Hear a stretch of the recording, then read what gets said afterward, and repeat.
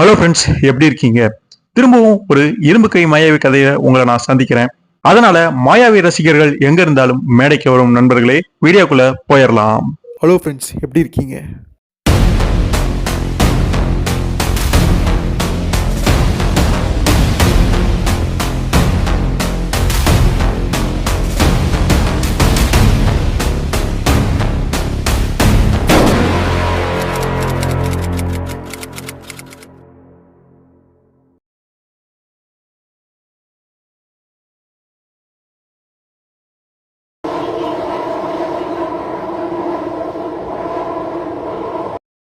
London நகரில் புகழ்பெற்ற தீரர்கள் club கட்டிடத்தில் நள்ளிரவில் இரு முரடர்கள் திடீரென்று நுழைந்தனர். அங்கே இருந்த ஊழியர் திடுக்கிட்டு போனார். யார் நீங்கள்? இங்கே வரக்கூடாது.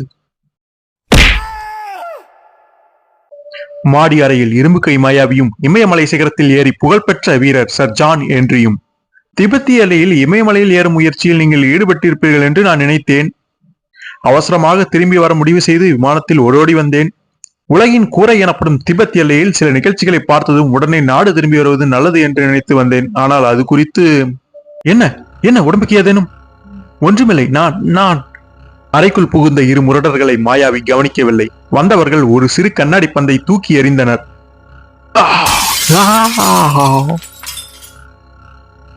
இவனை தீர்த்து கட்டி விடட்டுமா? வேண்டாம், அவனுக்கு எதுவும் தெரியாது. விஷவாயு அவனை கொஞ்ச நேரம் செயலற்றவனாக்கி விடும். பிரிட்டிஷ் உளவு படையின் தலை சிறந்த ஒற்றனான இரும்பு கை மாயாவி மயக்கத்தில் ஆழ்ந்திருக்க சர் ஜான் என்று கடத்தப்பட்டார். ஜாக்கிரதை, இவரை பத்திரமாக கொண்டு போய் சேர்க்க வேண்டும். ஜன்னல் வழியாக வீசிய குளிர்ந்த காற்றினால் மாயாவிக்கு ஓரளவு நினைவு சீக்கிரமே திரும்பியது. அடரா, ஜான் என்றியை காணவில்லை. என் பின்புறமிருந்து திடீரென்று வந்தவர்கள் யாராக இருக்கும்? இந்த வழியாகத்தான் அவரை கொண்டு போய் இருக்க வேண்டும். என்றின் புகைக்குழாய், இந்த வழியாகத்தான் அவர் கடத்தப்பட்டிருக்கிறார். ஏன்? ஜான் என்று ஏதோ முக்கியமானதை கண்டுபிடித்திருக்கிறார். அதற்காகவே கடத்தப்பட்டிருக்கிறார். நிலப்படைக்கு தகவல் தெரிவிக்க வேண்டும். இரும்பு கரத்தினுள் இயங்கும் சக்தி வாய்ந்த குட்டி டிரான்ஸ்மிட்டர் மூலம் மாயாவி செய்தி அனுப்பினார். மாயாவி, இங்கே தலைவர் உள்ளாரா? நிழல் 1, இதோ இருக்கிறேன். என்ன செய்தி? சிறிது நேரத்துக்கு முன்பு சர் ஜான் என்று கடத்தப்பட்டார். நிழற்படை தலைவரின் முகத்தை எந்த உளவாளியும் இதுவரை தெளிவாக பார்த்ததில்லை. உடனே தகவல் சொன்னது நல்லது. நிழல் 7 உடன் தொடர்பு கொள்க. தலை போகும் அவசரம். ஆனால் போலீஸ் விசாரணையில் மாட்டிக்கொள்ளாது. இது முக்கியம். புரிந்ததா? மாயாவி பேசி முடித்ததும் கீழே போலீஸ்கார் அபாய சங்கு ஒளியுடன் வந்து நிற்பதை காண முடிந்தது. போலீஸ்க்கு சொல்லிவிட்டார்களா? முரடர்களை யாருன்னு பார்த்திருப்பார்கள். நான் மாயமாய் மறைந்து விட வேண்டியதுதான். அறைக்குள் வேகமாக நுழைந்த மாயாவி பல்பை கழற்றினார். அவர்கள் இங்கு வருவதற்கு முன்னர் நான் மறைந்து விட வேண்டும்.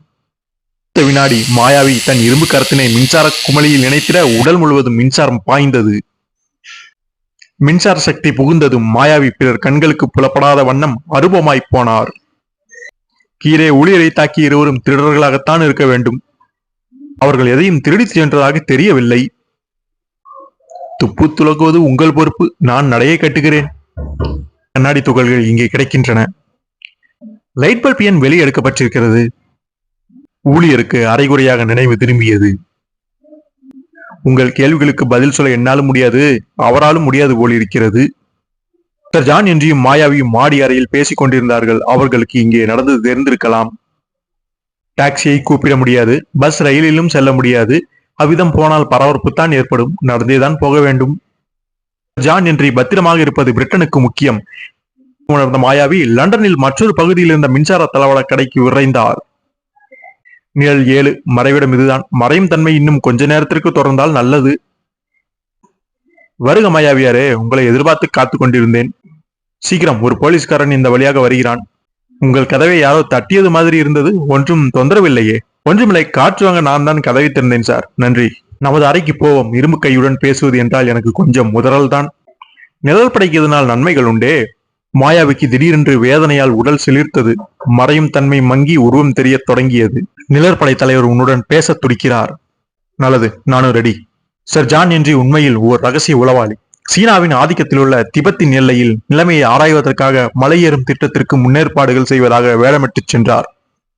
பக்கத்தில் உள்ள குட்டி நாடான மோபால் ராஜ்யத்தை கவிழ்க்க சிலர் சதி செய்வதை என்று அறிந்தார். எனவே இதனை தெரியப்படுத்த அவர் அவசரமாக லண்டனுக்கு திரும்பினார். இங்கு அவருக்கு நேர்ந்ததுதான் இப்போது உனக்கு தெரியுமே. அப்படியானால் அவர் கடத்தப்பட்டு திரும்ப இமயமலைக்கு கொண்டு செல்லப்பட்டார் என்று நம்புகிறீர்களா? ஆமாம், அவரை கண்டுபிடிக்க வேண்டும். மோபால் நாட்டுக்கு எதிரான சதியை முறியடிக்க வேண்டும். நாடு சுதந்திரமாக இயங்குவது இந்தியாவுக்கும் அதனுடன் தொடர்புள்ள பிற நாடுகளுக்கும் முக்கியமானதாகும். உன் வேலையை தொடங்க வேண்டியதுதான். எல்லையில் நிலைமை கொந்தளிப்பாக இருக்கிறது. ஏதேனும் தவறு செய்துவிட்டால் பெரும் ஆபத்து ஏற்படும். ஆமாம், எனக்கும் தெரியும். மோபால் நாடு பற்றி கொஞ்சம் சொல். இதுதான் மோபால். சிறிய நாடு. சிறிய நாடு எனினும் புராதனமானது. இதனை நாகேந்திர மன்னர் ஆட்சி புரிகிறார். இந்த இடத்தில் முக்கியமான கனவாய் இருக்கிறது. இதன் வழியாக இந்தியா மீது படையெடுக்க முடியும். இக்குட்டி நாடு மிகவும் எதனால் முக்கியத்துவம் வாய்ந்தது என்பது புரிந்ததா? நிழற்படை தலைமையகத்தின் துரித ஏற்பாட்டின்படி தனி ஜெட் விமானம் மாயாவி இந்தியாவுக்கு கொண்டு சென்றது. வெற்றியை கண்டுபிடிக்க வேண்டும். சதியை முறியடிக்க வேண்டும். நல்ல வேலையைத்தான் தலைவர் கொடுத்திருக்கிறார். கராச்சி, பம்பாய், டெல்லி வழியாக பறந்து சென்ற மாயாவி இமயமலை வட்டாரத்தில் உள்ள இந்திய விமானப்படை தளத்தினை சென்றடைந்தார். எப்படி கதைக்க வேண்டும் என்பதை அவர் ஏற்கனவே தீர்மானித்து விட்டார். பத்திரிகை நிருபர், உங்கள் கமாண்டிங் ஆபீசருடன் பேச விரும்புகிறேன். இது மின்சார நிலையம். தங்களுக்கு தேவையான மின்சக்தியை இங்கு உற்பத்தி செய்கிறார்கள். என் அவசரத்திற்கு உதவும். மாயாவியிடம் அதிசய சக்தி இருப்பதால் இந்த ஆபத்தான வேலை ஒப்படைக்கப்பட்டிருந்தது என்றாலும் கூட அவருக்கு உதவி தேவை. ஐ எம் சாரி, மோபால் நாட்டுக்கு பறந்து செல்ல உங்களுக்கு அனுமதி வழங்க முடியாது. பாதுகாக்கப்பட்ட பகுதி அது. நான் எப்படியாவது அங்கு போயாக வேண்டும். நான் எழுதும் கட்டுரைக்கு அது மிகவும் முக்கியம். எல்லைகளை காப்பதை தவிர வேறு எதுவும் முக்கியமல்ல. போருக்கு வித்திடும் எந்த நிகழ்ச்சியையும் நாங்கள் தூண்டக்கூடாது. இதை கேட்கவா நான் இத்தனை தொலைவு பறந்து வந்தேன்? நான் முக்கியமான வேலையாக வந்திருக்கிறேன். மோபாலுக்கு தான் செல்வதை யாரும் தடுக்க முடியாது. மிஸ்டர் கிராண்டல், பொறுமையாக இருங்கள். ஓடாதை, உன்னை விமானத்தளத்திலிருந்து அனுப்பிவிட்டுத்தான் மறுவேலை. முடியாது, என் வேலைக்கு குறுக்கே யாரும் வராதீர். தூரப்போ, எனக்கு அவசரம். அவனுக்கு வெறி பிடித்து விட்டது. நிறுத்துங்கள். என்ன செய்ய வேண்டும் என்பதை மாயாவி ஏற்கனவே தீர்மானித்து விட்டிருந்தார். மின்சார நிலையத்தை நோக்கி ஓட்டம் பிடித்தார். வேகமாக ஓடினால்தான் தப்ப முடியும் போல் இருக்கிறது. சுடாதே, அவனுக்கு தேவை டாக்டர், தோட்டா அல்ல. என்னை பைத்தியக்காரன் என்று நினைத்து விட்டு போகட்டும். ஒரு நிமிடத்தில் அவர்களுக்கு புது பிரச்சனை தோன்றப் போகிறது. வேகமாக ஓடிச் சென்ற மாயாவி அங்கிருந்த மின்சார கம்பியை பற்றி இழுத்தார். ஆசாமியை காணோமே. ஏதேனும் எந்திரத்திற்கு பின்னால் விழுந்து கொண்டிருப்பான். தேடுங்கள், மூளை முடுக்குகளை தேடுங்கள். நான் கம்பியை பற்றியதால் பியூஸ் போய்விட்டதா? அவன் இங்கேதான் இருக்க வேண்டும். இந்த பக்கம்தான் வந்தான்.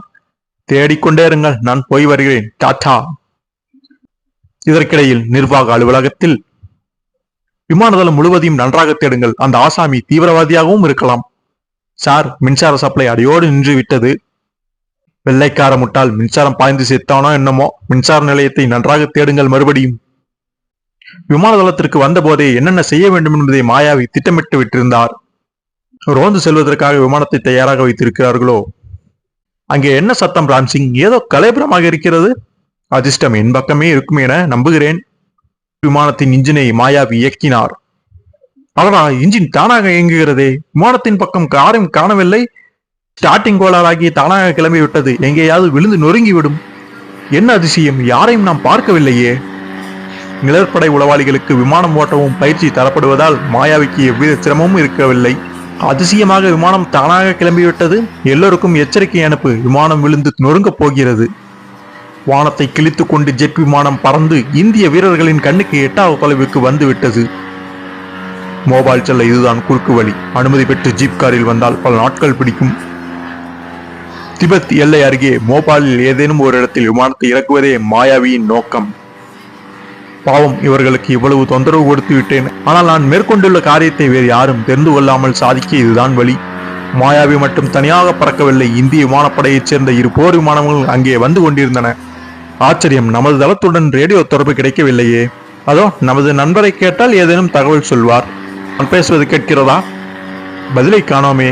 அவருடைய ரேடியோவும் பழுதடைந்து விட்டதோ என்னவோ. காட், விமானத்தில் யாரையும் காணவில்லையே. ஏதேனும் காரணத்திற்காக விமானி வெளியே குதித்திருப்பார். தளத்திற்கு போனால் தகவல் அறியலாம். விமானம் தானாக கிளம்பிவிட்டது என்பதை தவிர வேறு என்ன சொல்ல போகிறார்கள்? சில நிமிடங்களில் புராதன மோபால் நாட்டை நெருங்கிவிட்டார் மாயாவி. அடையாளம் தெரியாத எதிரி விமானங்களின் குண்டு வீச்சிலிருந்து தப்ப முயன்றார். மிக் போர் விமானங்கள், எதிரி விமானங்கள். இந்த விமானங்களில் எவ்வித குறியும் காணவில்லை. எந்த நாட்டைச் சேர்ந்தவை இவை? கடவுளே, என்னை தீர்த்து கட்டி விட்டார்கள். தீப்பற்றி எரியும் விமானத்திற்குள் மாயாவி என்ன செய்வது என்று திகைத்திருந்தார். அவர்களது எல்லை மீது நான் பறந்திருக்க வேண்டும். எல்லையில் சுட்டு இருக்க மாட்டார்கள். இன்னும் ஒரே சான்ஸ் தான் இருக்கிறது. திடீரென்று விமானத்திலிருந்து விமானியின் இருக்கை தூக்கி எறியப்பட்டது. எதையேனும் பார்த்தால் சுடுவார்கள். ஒன்றுமில்லாமல் சுடுவார்களா? எஜெக்டரில் ஏதோ கோளாறு. இருக்கை காலி. எதையும் காணவில்லையே, ஏதோ ஒரு இரும்பு கை மட்டுமே கண்ணில் படுகிறது. விமானி விமானத்திலேயே சிக்கியிருக்க வேண்டும். பறிப்பு வெற்றி, உளவு விமானம் அளிக்கப்பட்டு விட்டது என்று தலைமையகத்திற்கு தகவல் அனுப்புகிறேன். இரு போர் விமானங்களும் சென்று மறைய மாயாவி பத்திரமாக தரையிறங்கினார். யார் இவர்கள்? மோபாலுக்கு செல்ல விடாமல் என்னை ஏன் இவர்கள் தடுக்க வேண்டும்? அடடா, மறையும் தன்மை மங்குகிறதே. வரைபடத்தில் நான் பார்த்த கனவா இதுதானா? அப்படியானால் மோபாலுக்கு இந்த வழியே செல்லலாம்.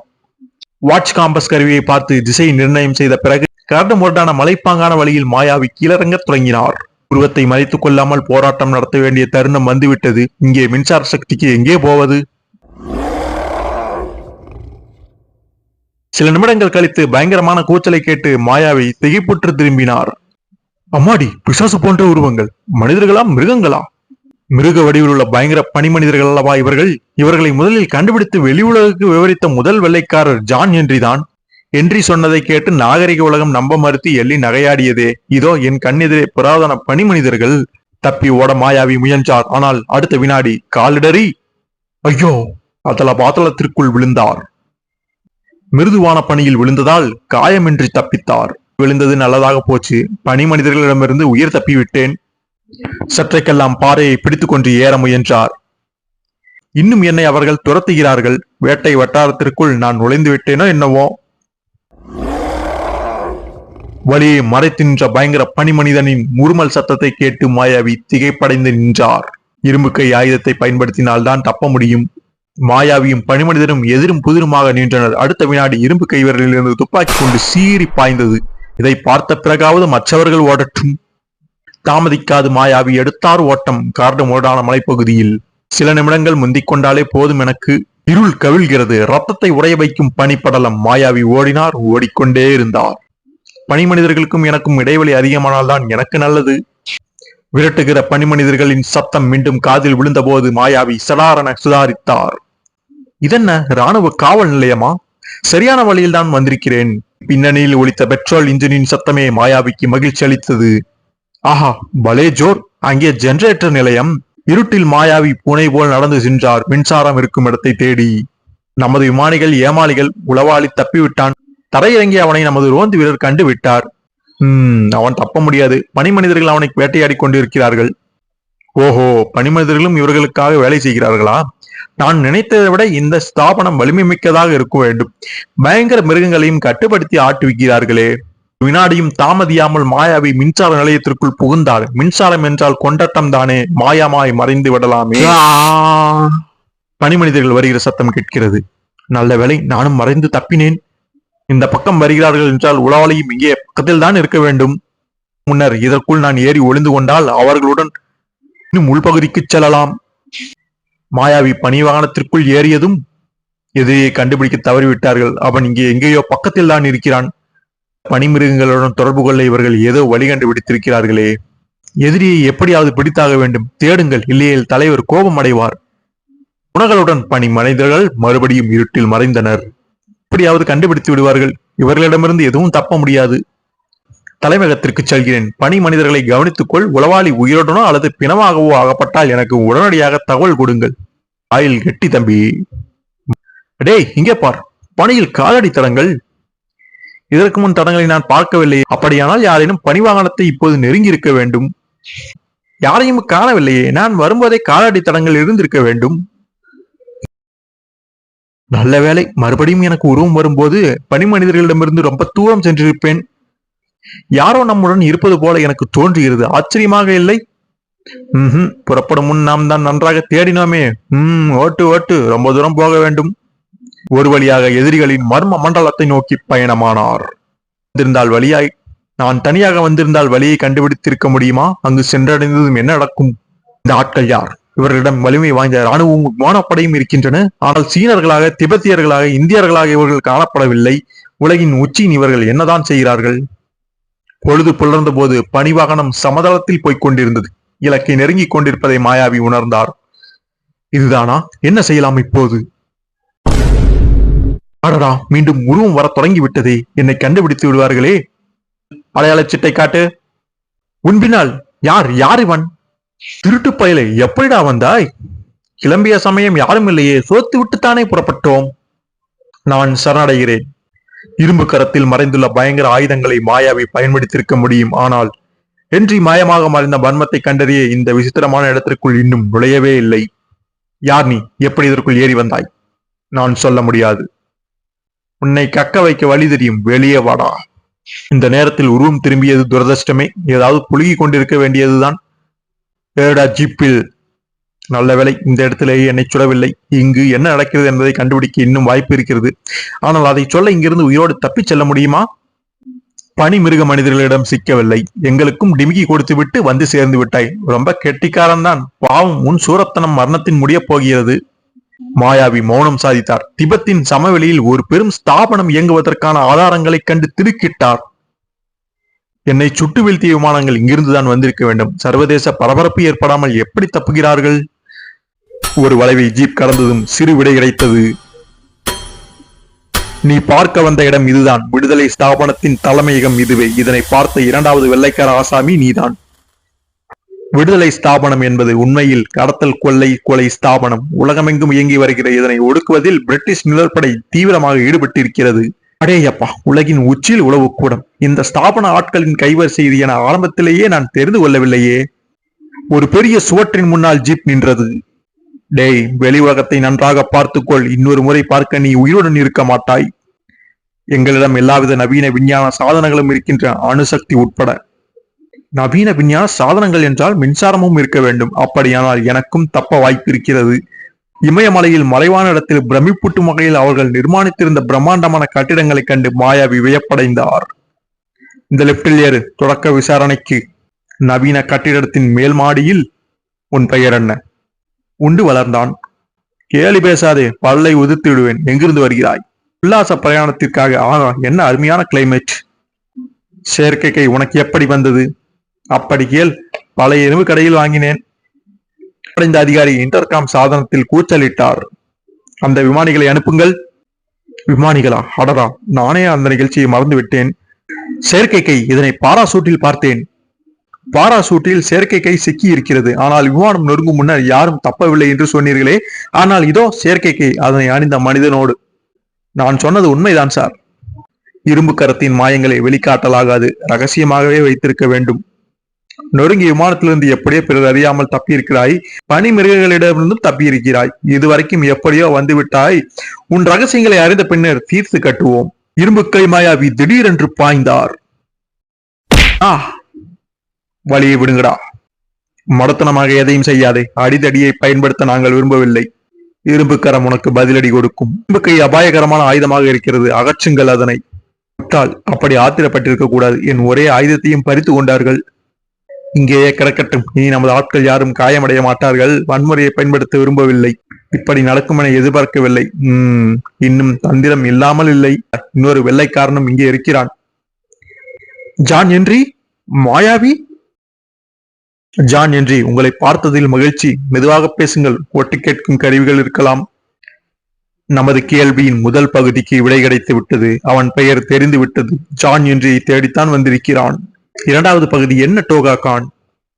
யார் மாயாவியை அனுப்பினார்கள்? அதனை நமது வழியில் கண்டுபிடிப்போம். வா, போகலாம். தனிமையே இருக்காது போல் இருக்கிறதே. ஆமாம், வெளியே எல்லா நேரத்திலும் காவலாளி இருக்கிறான். உங்களை ஏன் இங்கே கடத்தி வந்தார்கள்? ஒருவன் தான் பயங்கர மனித மிருகங்களை பார்த்திருக்கிறேன். இங்கே இரு பள்ளத்தாக்கில் ஒரு கூட்டமே வாழ்கிறது. அங்கு நான் சென்றிருந்த போது என்னை சிறைபிடித்தார்கள். நீங்கள் தப்பி வரவில்லையா? ஆமாம், ஆனால் காக்கோ கொலை ஸ்தாபனத்தின் கரங்கள் மிக நீளமானவை. மாயாவி, நீ எப்படி இங்கு வந்தாய்? இந்த கொடியவர்களை தடுக்க வேண்டும். பனி மனிதர்களை பயன்படுத்தி மோபாலை கைப்பற்றியவர்கள் திட்டமிட்டிருக்கிறார்கள். அங்கிருந்து இந்தியா மீது படையெடுப்பார்கள். நான் இப்போது செய்ய போகும் காரியத்தை கண்டு ஆச்சரியப்படலாம். ஆனால் என்னை எதுவும் கேட்காதீர்கள். நமக்கு விடுதலை கிடைக்கச் செய்யும் சக்தி என்னிடம் இருக்கிறது. ஆனால் இது மிகவும் ரகசியமாக இருக்க வேண்டும். மாயாவி தன் பையில் உள்ள கருவியை இயக்க தொலைவில் அதிகாரியின் மேஜை மீது கிடந்த இரும்பு கை உயிர் பெற்றது. இரும்பு கை காற்றில் மிதந்து வந்திட இவன் திரும்பி பார்க்கவில்லை. என்னையே தொடர்ந்து கண்காணிக்க கூடும். பலே தாக்கியது எது என்று கூட உனக்கு தெரியாது. அரை கதவை இரும்பு கரம் திறந்தபோது ஜான் ஹென்றி வியப்பால் சிலையானார். அடக்கடவுளே! வாய் திறக்கக்கூடாது, நினைவிருக்கட்டும். கதவு மூடப்பட்டதும் இருவரும் மீண்டும் மலையில் அடைபட்டனர். இது உன் செயற்கை கரம் அல்லவா? நம்ப முடியவில்லையே. பிளீஸ், பார்த்தவற்றை மறந்துவிடுங்கள். ரகசியமாகவே இருக்கட்டும். எத்தனையோ அதிசயங்களை நான் பார்த்திருக்கிறேன், அபூர்வமான மனிதர்களை சந்தித்து பேசியிருக்கிறேன். ஆனால் உன் இரும்பு கரத்தைப் போல எதையும் பார்த்ததில்லை. என்ன நடந்தது? பின்புறத்திலிருந்து நான் தாக்கப்பட்டேன். எதுவும் புரியவில்லை. யாரும் அந்த சத்தமும் கேட்கவில்லை. கைதிகள் அறைக்குள் இருந்தார்கள். முட்டாள், அதுதான் தெரிகிறதே, கதவு பூட்டியே இருக்கிறது. அவர்களுக்கு இது ஒரு புதிர். எப்படி விடுவிக்கப் போகிறார்கள்? பிரச்சனைக்கு தீர்வு காண்பதில் விரைவும் மூர்க்கத்தனமும் இருந்தது. பிசாசுதான் என்னை தாக்கியிருக்க வேண்டும். கடமையில் தவறிவிட்டான். மரண தண்டனை. இது டோகோ கானின் தீர்ப்பு. முட்டாள், திறமை குறைவுக்கு தக்க பரிசு. கைதிகளை பார்ப்போம். மாயாவி அதிசயமான மனிதன். அவன் மனதில் இருப்பதை அறிவது நல்லது. அவனை சந்திக்க விரும்புகிறேன். இருவரையும் அழைத்து வா. தலைவர் டோகோ கான், கடத்தல் கொலை கொள்ளை ஸ்தாபன கிளையின் தலைவர். எந்த நாட்டையும் சேர்ந்தவன் அல்ல நான். மேற்கத்திய உளவாளிகளை வெற்றி காண்பது என் வேலை. உன்னையும் சேர்த்துத்தான். சுயபுத்தி இல்லா பனி மனிதர்களைப் போல நீயும் வா, காட்டுகிறேன். பனி மனிதர்களை நான் ஏற்கனவே பார்த்திருக்கிறேன். ஆமாம், அது தெரியும். உன்னை பற்றி ஏதோ மர்மம் இருக்கிறது. உன் நடவடிக்கைகள் கண்காணிக்கப்படுகின்றன. என் நடவடிக்கைகள் எல்லாம் அல்ல தம்பி. மிருகங்களை போன்ற என் வீரர்கள் மீண்டும் நடவடிக்கையில் இறங்கப் போவதை பார்க்க போகிறாய். உன்னிடம் ரகசியத்தை மறைக்கப் போவதில்லை. இங்கிருந்துதான் நீ தப்ப முடியாதே. கொடிய ஸ்தாபனத்தின் மற்றொரு அறையில் இவர்களை பயன்படுத்தும் வரையில் உணர்வில்லா நிலையில் வைத்திருக்கிறோம். பனி உறையும் நிலை இவர்களுக்கு தீங்கு விளைவிப்பதில்லை. குளிர் அவர்களுக்கு சகஜமே. ஆனால் இவர்கள் மிருகங்களே. பாதி மூர்க்கத்தனமும் பாதி மனித குணமும் சேர்ந்தவை. எப்படி இவர்களை ஆற்றி வைக்கிறீர்கள்? இவர்களின் மூளை மின் அதிர்ச்சிக்கு இயங்கக்கூடியவை என்று எனது விஞ்ஞானிகள் கண்டுபிடித்தனர். எனவே பனி மிருகங்களின் தலைகளில் சிறிய டிரான்ஸ்மிட்டர் பொருத்தப்பட்டிருக்கிறது. இவை பொருத்தப்பட்டிருப்பதை இவர்களுக்கு தெரியாது. ஆனால் எல்லா உத்தரவுகளுக்கும் அடிபணியும். என்ன ஒரு மோசமான செயல்! குரூரம் அல்ல, புத்திசாலித்தனமான செயல். பனி மனிதர்கள் இமயமலை பிரதேசத்தில் எல்லா காரியங்களுக்கும் லாய்க்கியானவர்கள். சாதாரண மனிதன் விரைத்திருக்கக்கூடிய சூழ்நிலையிலும் இவர்கள் இயங்க முடியும். அதோடு இவர்களை கண்டாலே மலைவாழ் மக்கள் பயந்து சாவார்கள், ஓடி ஒளிவார்கள். உன் வருகையை நோக்கம் எதுவாக இருந்தாலும் சரி மாயாவி, நீ ரொம்ப லேட். மோபால் நாட்டை கைப்பற்றும் நடவடிக்கையின் முதல் கட்டம் ஆரம்பமாகிவிட்டது. இதோ பார். பாவிகளா, மோபால் மீது விமானத்தாக்குதலா? ஆமாம், ஒவ்வொரு கட்டத்தையும் நான் பார்ப்பதற்காக எங்கள் கேமராமேன் படமெடுக்கிறான். மக்கள் என்னமாய் பயப்படுகிறார்கள் என பார். பனிமனிதர்கள் நம்மை விழுங்க வந்து விட்டார்களே. சாபம் உண்மையாகிவிட்டதே.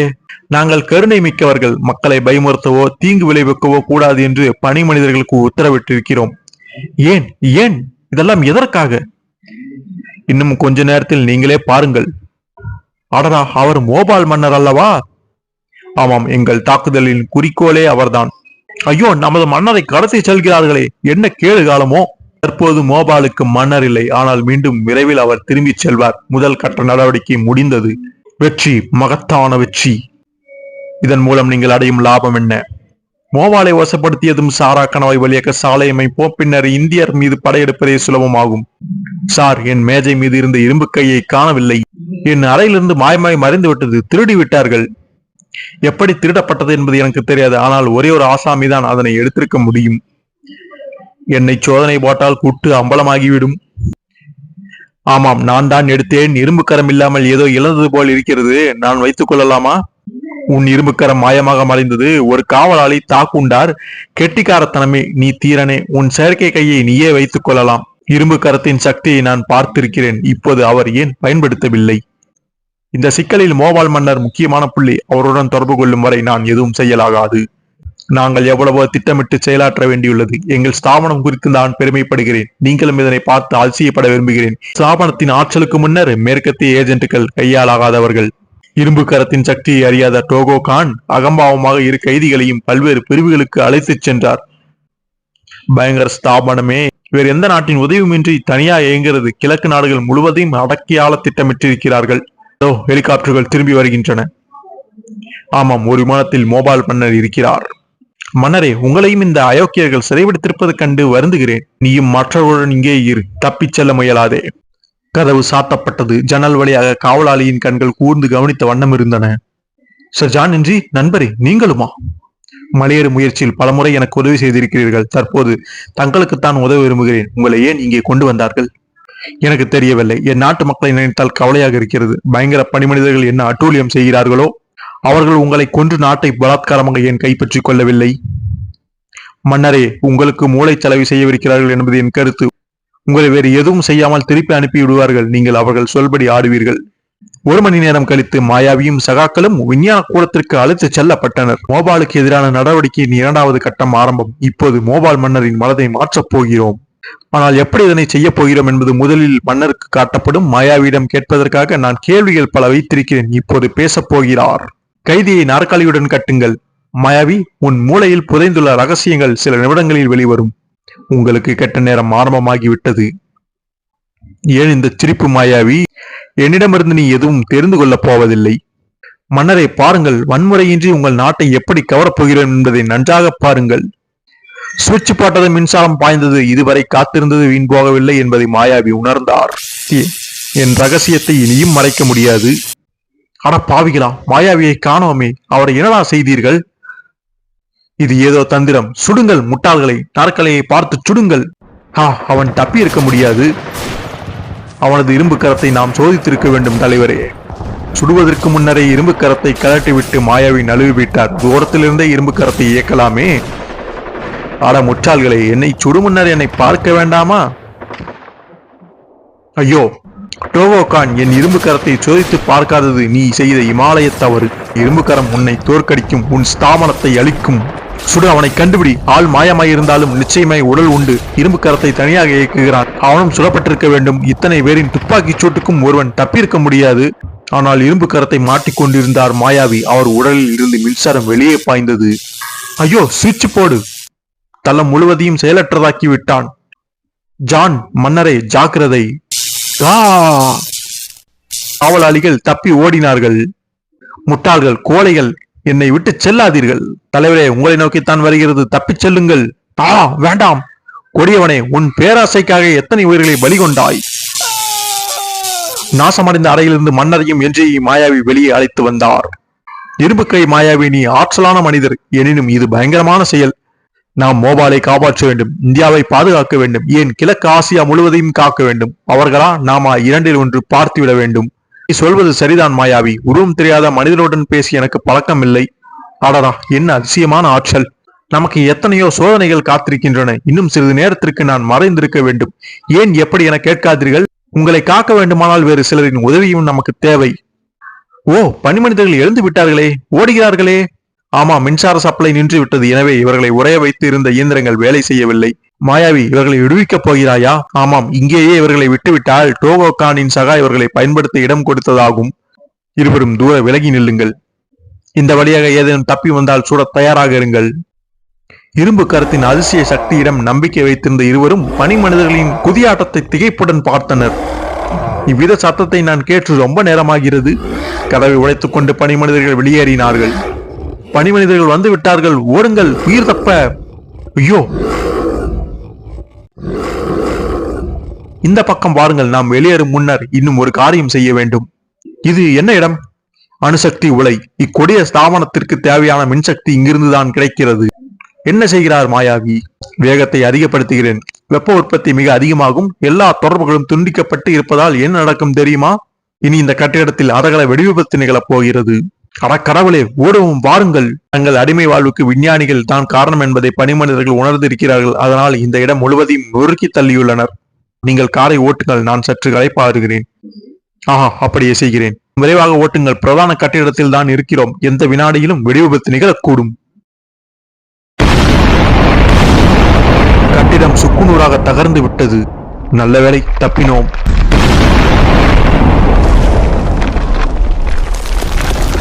திபெத்தின் புராதன புத்த மத கட்டிடமே கொடிய ஸ்தாபனத்தின் கூடாரமாக விளங்கியது. கொடுமை. தப்பிய பனி மனிதர்கள் விமான தளத்திற்கு சென்று விட்டார்கள். தலைமையகத்தில் ஏற்பட்ட பயங்கர வெடிச்சத்தம் உயிர் தப்பியவர்களுக்கு பெரும் அதிர்ச்சி அளித்தது. எல்லாமே போச்சு. ஓட்டு, வேகமாக வண்டியை ஓட்டு. மாயாவி தேடியது வீண் போகவில்லை. மன்னரே, பிரிட்டனில் விமானம் ஓட்ட பயிற்சி பெற்றீர்கள் அல்லவா? ஆமாம், பைலட் லைசன்ஸ் வைத்திருக்கிறேன். பலே, அப்படியானால் விமானத்தை ஓட்டுங்கள். நாம் மோபால் போவோம். காக்கோ கொலை ஸ்தாபனத்தை பற்றி உனக்கு ஏற்கனவே தெரியுமா? இவர்களை முன்பே சந்தித்திருக்கிறீர்களா? ஆமாம், இவர்களை முன்பே தெரியும். அடடா, என்ன நேர்ந்தது? பயப்பட வேண்டாம். மீண்டும் பழைய உருவத்தினை அடைந்து விட்டேன். இன்று நடந்த நிகழ்ச்சிகளை நினைவுபடுத்தி பாருங்கள். இப்புதிருக்கு விடை கிடைக்கும். நானாக சொல்ல மாட்டேன். எப்படி நேர்ந்தது? என்ன செய்தாய்? இதென்ன அதிசயம்? நேராக பார்த்து ஓட்டுங்கள் மன்னவா. மலையில் மோதிவிடப் போகிறீர். ஏன் செய்தாய், எப்படி செய்தாய் என்று நான் கேட்கப் போவதில்லை. ஆனால் மாயாவி, உனக்கு என்றென்றைக்கும் நன்றி கடன் பட்டிருக்கிறேன். அரசர் வந்துவிட்டார், மன்னர் வாழ்க. மறுநாள் மோபாலின் இரு அண்டை நாடுகளின் பிரதிநிதிகள் மன்னரை பேட்டி கண்டார்கள். பயங்கர சதியிலிருந்து மோபால் காப்பாற்றப்பட்டு விட்டது. நமது சுதந்திரமும் பாதுகாப்பும் தற்போது உறுதிப்படுத்தி விட்டன. இதற்கு சாத்தியமான நிகழ்ச்சிகளை முழுவதும் என்னால் விவரிக்க இயலாது. உங்கள் அரண்மனையில் நடந்த வன் செயலை கேள்விப்பட்டோம். நீங்கள் மீண்டு வந்தது குறித்து எங்கள் நாட்டின் சார்பாக மகிழ்ச்சியை தெரிவித்துக் கொள்கிறோம். திபெத் மண்ணில் இயங்கிய அக்கொடிய ஸ்தாபனம் குறித்து எங்கள் அரசுக்கு எதுவும் தெரியாது. ஆனால் அதன் தடயங்கள் அனைத்து முற்றிலும் அகற்றப்பட்டுவிடும். காகோகோ ஸ்தாபனம் வெற்றி கொண்டிருந்து சுலப தாக்குதலுக்கு வழிவகுத்து விட்டிருந்தால் மோபால் நாட்டை தூதர் சூசன் ஏற்றுக்கொண்டிருப்பாரா? அன்றிரவு மாயாவி தன் அறைக்கு திரும்பியதும் நண்பர்கள் கேள்விகளால் என்னை துளைத்தெடுப்பார்கள். விளக்கம் கொடுக்கவில்லை என்றால் வருத்தப்படுவார்கள். இரும்பு கரத்தை பற்றி அவர்கள் தெரிந்து கொள்ளாமல் இருப்பதே நல்லது. மீண்டும் மின்சார சக்தியின் உதவியை நாடினார் மாயாவி. சத்தமின்றி எவர் கண்களுக்கும் புலப்படாத வண்ணம் மாயாவி அரண்மனையில் இருந்து வெளியேறினார். என்ன அதிசயம்! கதவு எப்படி திறந்தது? உனக்கு தெரிய போவதில்லை, ஆளை விடு. மாயாவி மோபாலில் இருந்து விரைவாக வெளியேறினார். மோபால் பத்திரமாக இருக்கிறது, அதுதான் உலகுக்கு தெரிய வேண்டியது. சில நாட்களுக்கு பின் லண்டனில், திபெத்திற்கு உன்னை ஏன் அனுப்பினேன் என்பது இப்போது புரிகிறதா? நீ ஒருவன் தான் இக்காரியத்தை சாதித்திருக்க முடியும். இரும்பு கர மனிதன் தான் சாதிக்க முடியும் என்கிறீர்கள் இல்லையா? ஆனால் ஒன்று, இந்திய விமானப்படைக்கு ஒரு ஜெட் விமானமும் மோபால் நாட்டுக்கு ஒரு ஜீப் காரும் கொடுத்து அனுப்ப ஏற்பாடு செய்யுங்கள். அப்படியே நீ சாதித்த காரியங்களுக்கு இது மிகவும் குறைந்த விலைதான். சோ இன்னொரு அருமையான மாயாவி கதை தான் இது. நேபாளத்தான் மோபால்னு குறிப்பிட்டிருக்காங்க, என்ன காரணத்துக்காகன்னு தெரியல. பட் கதையை நீங்க லைக் பண்ணி இருந்திருப்பீங்க. நம்ம இந்தியா, இமயமலை, இந்தியா போன்ற விஷயங்கள் எல்லாம் உள்ள வந்து கூடுதல் சுவாரஸ்யத்தை ஏற்படுத்தி இருக்கும். ஸோ மாயாவி ரசிகர்களுக்கு இந்த கதை கண்டிப்பா இருந்தா இருக்கும். ஸோ நம்ம சேனலை பொறுத்த வரைக்கும் பழைய கதைகளை வந்து அப்போ படிச்சவங்க மாயாவி கதைகளா இருக்கட்டும், முகவீரர் மாயாவி கதைகளா இருக்கட்டும், ஸோ அவங்கள தேடி வந்து நம்ம சேனலை பார்க்கறது ரொம்ப சந்தோஷமா இருக்குது. இந்த கதைகள்லாம் இதுல கிடைக்குது அப்படின்னு அவங்க நம்ம சேனலை பார்த்து சப்போர்ட் பண்றது எல்லாமே நம்மளால பார்க்க முடியுது. ஸோ தொடர்ந்து உங்களுடைய சப்போர்ட்ல கொடுங்க. முகவடி வீரர் மாயாவி கதைகளா இருக்கட்டும், இரும்பு கை மாயாவி கதைகளா இருக்கட்டும், அப்பப்ப நம்ம சேனல்களை வந்துகிட்டு தான் இருக்கும். தொடர்ந்து நான் வந்து அடுத்தடுத்த வீடியோக்களா போட மாட்டேன். இடையில அப்பப்ப இந்த கதைகள் வந்துகிட்டு தான் இருக்கும். எல்லா கதைகளுமே நான் மிக்ஸ் பண்ணி தான் கொடுப்பேன். அதனால நீங்க கேட்கிற கதையை நான் போட மாட்டேங்கிறோம் அப்படிங்கிறது எதுவும் நினைச்சுக்க வேண்டாம். ஸோ அதனால பொறுமையா இருந்தீங்கன்னா எல்லா கதைகளுமே நம்ம வந்து பார்க்க தான் போறோம். கொஞ்சம் வந்து டைம் எடுக்கும். நம்ம மற்ற வேலைகள்லாம் பார்த்துக்கிட்டு மற்ற கதைகள் வீடியோக்கள் வர்றதுக்கு நேரம் வந்து ஆகுது. ஸோ அதிகபட்சமா 10 நாட்களுக்கு பக்கம் நம்ம எடுத்துக்குவோம். முடிஞ்ச வரைக்கும் அதுக்குள்ள நான் அடுத்த வீடியோக்களை வந்து போட நான் ட்ரை பண்ணுவேன். ஸோ மாயாவி கதைகளா இருக்கட்டும், டெக்ஸ்டுவலர் கதைகளா இருக்கட்டும், ஜூன்ஜி ஈட்டோ போன்ற ஆளர் கதைகள், எல்லா கதைகளையுமே நான் வந்து முடிஞ்ச வரைக்கும் கொடுக்க முயற்சி பண்ணுவேன். நீங்க கேட்கிற கதைகளுமே முடிஞ்ச வரைக்கும் நான் கொடுப்பேன். பட் கொஞ்சம் லேட் ஆகலாம், பொறுமையா இருங்க. நம்ம ஒவ்வொரு வீடியோக்கும் எடுத்துக்கூடிய டைம் தான் ஒரு பிரச்சனையா இருக்குது. முடிஞ்ச வரைக்கும் அதை சரி பண்ண பாக்குறேன். அதிகபட்சம் எப்படியும் 5 அல்லது 6 நாட்களுக்கு மேலதான் ஆகும். ஸோ அடுத்த வீடியோங்கிறது அதுக்கப்புறம் தான் வரும். அதனால தவறாக யாரும் எடுத்துக்க வேண்டாம். நிறைய மிக்ஸ்அப்பான வீடியோக்கள், கதைகள் தொடர்ந்து நம்ம சேனல்ல வந்துகிட்டு தான் இருக்கும். எல்லாருக்கும் பிடிச்ச மாதிரி எல்லா கதையுமே கவர் பண்ணும் அப்படிங்கிறது தான் நம்ம எண்ணம். ஸோ அதனால நம்ம சேனல்ல தொடர்ந்து சப்போர்ட் பண்ணுங்க, இணைந்துருங்க. இந்த கதை இப்போ உங்களுக்கு பிடிச்சிருந்தது அப்படின்னா லைக் பண்ணுங்க, ஷேர் பண்ணுங்க, அதுக்குமே தெரியப்படுத்துங்க. குறிப்பா சப்ஸ்கிரைபும் பண்ணிக்கங்க. அடுத்த ஒரு சுவாரஸ்யமான ஒரு வீடியோலயோ ஒரு கதையிலயோ உங்களை சந்திக்கிற வரைக்கும் நன்றி நண்பர்களே.